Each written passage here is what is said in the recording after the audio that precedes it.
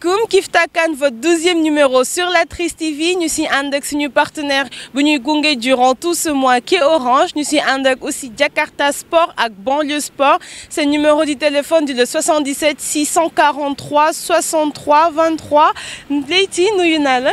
fay naa la Amifa. noo def. Ça va maa ngi sant bu baax. Alors comme promis démb tey dañuy wax si waxu Ouganda. xaw a décortiquer seen point fort ak seen point faible parce que ñu fàttali ko encore une fois suñu prochain adversaire le prochain vendredi, c'est-à-dire le vendredi 5 juillet.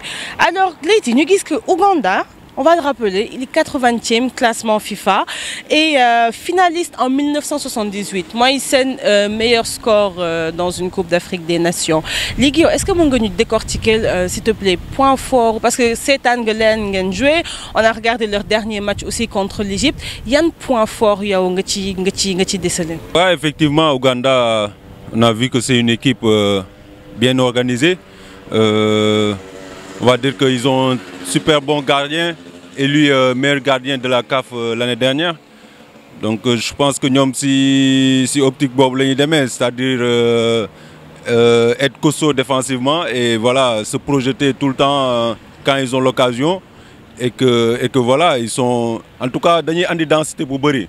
C'est des joueurs qui ont beaucoup d'activités, ils courent un peu de partout et que voilà ñoom daal xam naa ne que seen jeu c'est surtout misé sur voilà des attaques à outrance, c'est-à-dire duñ ko sax prévoir ku nekk dañuy daw daal fi nga xam ne que xalaat nañ ne que foofu la ñuy gën a am apport si seen équipe.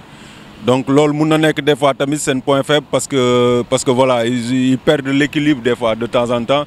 On a vu contre l'Égypte que voilà ñoom au moment bi ngay sentir ne que c'est eux qui dominent, c'est là ils perdent de l'équilibre en fait.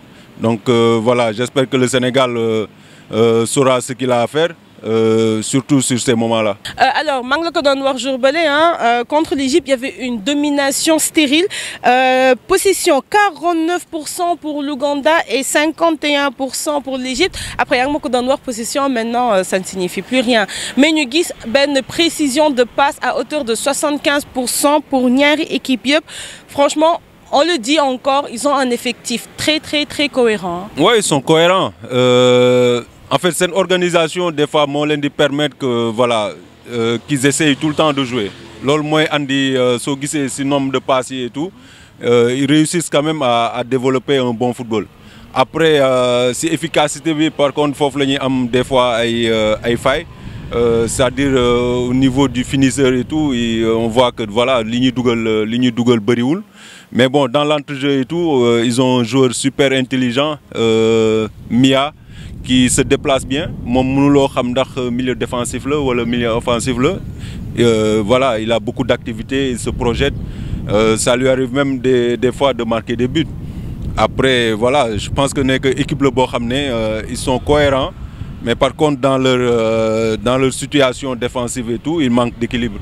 Sans que Yanko donne tout que leur meilleur gardien, Denis Onyango, mais on a vu que contre l'Égypte, Tamit, il est blessé. Du coup, on ne sait pas si le Nardine a joué contre Nyontaï. Bon, en tout cas, ça peut constituer un avantage pour nous, parce que c'est un très bon gardien de but. Alors, nous faisons les Lions, ils affronteront vendredi 5 juillet, équipe ougandaise au stade du Caire.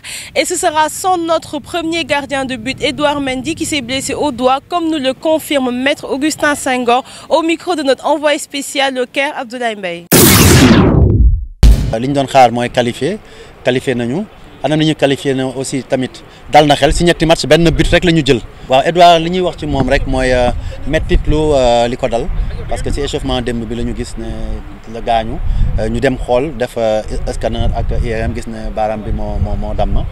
mu nekk lu metti ba bàyyi nañ ko libéré nañ ko tey si ngoon mu dem fekki médecin am fële club am parce que def naa dañ koy opérer mu nekk nag loo xam ne lu metti la ci équipe bi parce que xam nañu moom taxawaay bu mu amoon ci équipe bi si jamono yi bokkoon na ci ñi nga xam ne ñu ngi leen doon xaaru xëj na ñu nekk si meilleur gardien coupe d'Afrique bi mais surtout mu tëj suñuy camp mais macha allah defe naa am nañu ko mën a wutu fii muy Alfred muy Abdoulaye ñëpp xam nañ seen qualité xam nañ seen expérience si ay club yu mag la ñuy jouer dem nañu ba nga xam ne man démba bi ma nekkee tribune yi mi-temps laa xam ne du kii moo nekk ci caax yi Edouard Alfred la parce que lépp li Edouard doon def na ko ba mu mën sëkk encaissé wuñu ñu ñaan yàlla mu ko noonu xam nañu ne moom am na métti si li muy bàyyi moromam mi fii mais nee na dina dellu si waat bu équipe bi soree pour ñëw jàppale maanaam coéquipier yi.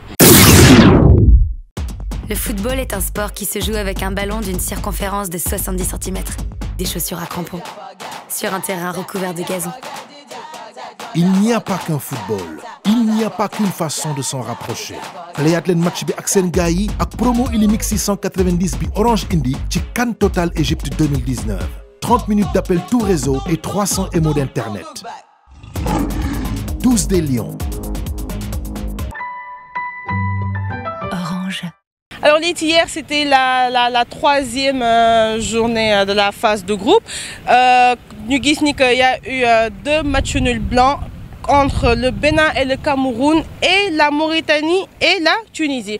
Par contre, Ghana, Moumoujoudor, Guinée-Bissau, 2-0 et les Aigles qui sont également qualifiés pour les 8e de finale. Non d'or, Angola 1-0. Alors, Tay, Aksuba, il n'y aura pas de match, c'est repos total pour jouer Rieb jusqu'au vendredi 5 juillet. Nous y profitons encore une fois, Liti, pour remercier nos partenaires Orange, Jakarta Sport et Banlieue Sport. C'est le numéro de téléphone de 77 643 63 33. Tay nak dañuy def tirage au sort pour remettre ñaari maillot Sénégal. Liti, je te laisse faire le tirage comme d'habitude. Hein? Alors le premier gagnant, il s'appelle Pape Gorassen. Pape Gorassen, son UDG, gagné ben maillot Sénégal. Liti, je te laisse faire le deuxième.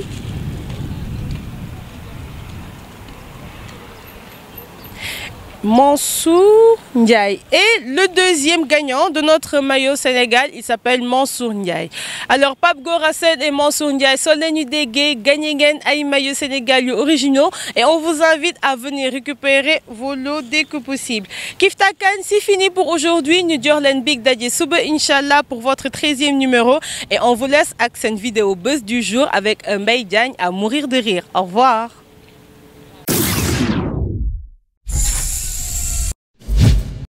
waaw mais jaajëf waaye les Lions du Sénégal waa Sénégal kontaan nañ ci yéen de ñu ngi ziar bu baax mais nag yóbbante nañ ma ci yéen nee nañ comme xas nañ leen indiwu leen coupe saaga nañ leen indiwu leen coupe gaaruwaale nañ indiwu leen coupe léegi daal nañ leen neexal gili gili Sadio Kara Cheikhou Gana waaye léegi nag mënatuñu saaga mënatuñu mer waaw ñu leen neexal rek waaw coucou kili kili Sadio kili kili Cheikhou Pape Alioune Ndiaye kili kili